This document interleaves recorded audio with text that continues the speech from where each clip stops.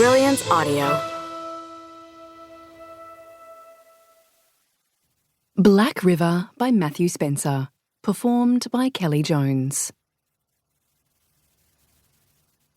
She drove into the school at the first gate and crossed the ridge above the oval. The stillness of the campus caught her again, a coiled presence in the lonely spaces. After parking out front, she got her house key ready before reaching for the bag from the trunk. She went down the path under the bunya tree and let herself in through the side door. No tatters to greet her, just the squeak of her sneakers on the worn, polished Jarrah wood. She missed him the most. His absence an ache like a phantom limb. With the dog gone, she knew staying at home on her own was a bad move, typically stubborn and stupid. She placed the shopping on the bench and stood listening. Had she locked the door? She retraced her steps along the hall. Yes. Back in the kitchen, she ran water into the kettle, put a tea bag in a mug, and leaned over the bench top, arms folded. Tired around the edges. It was a phrase her mother used, and now she knew what it meant. Something had woken her at 3, and she'd lain there for hours. She loved the grand house, but not now, not empty. The place needed to be filled with life, or it creaked up on you and whispered its secrets.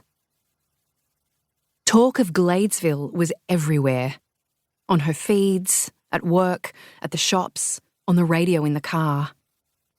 She stared at the groceries on the bench and knew she shouldn't have bothered. She couldn't do another night alone. All her friends had scattered after finishing Year 12, so there was nothing else for it. She'd stay at Auntie Mel's. Her aunt was happy to have her. The kettle clicked. She made the tea and headed for her room, glancing again at the side entry. Along the hall, her bedroom door was ajar. She stopped to stare at it. She thought she'd closed it.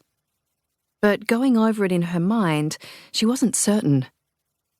She kneed it open, put the mug on the chest of drawers, and ran her hands through her hair to tie it back.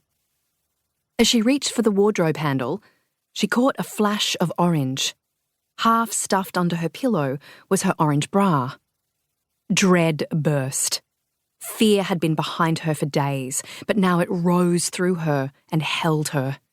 The bedspread was pushed too far one way. It wasn't how she'd left it. She sucked strangled air as the wardrobe door swung open. He was standing inside, his face a foot from hers. For a steep moment, they looked at each other, and then she screamed. He moved lizard-quick, whipping out and reaching down to her desk. His hand found her glass paperweight, with the blues and greens swirled through it, and she gulped for breath and smelled his sweat, and tried to duck as his fist came up and smashed the glass dome into the side of her head.